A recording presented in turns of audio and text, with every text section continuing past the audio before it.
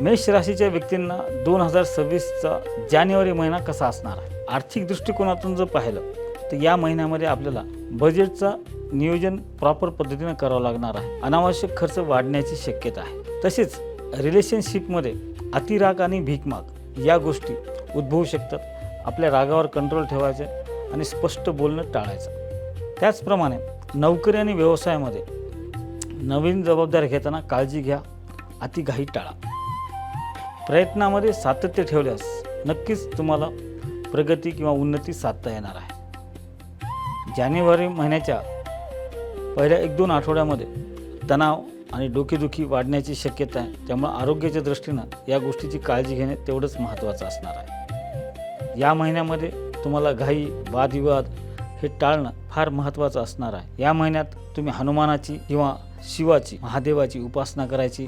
ओम नमः शिवाय या मंत्राचा जप, नामस्मरण सतत केलं तर नक्कीच तुमच्यातला जो त्रास आहे तो कमी होईल. जय गुरु.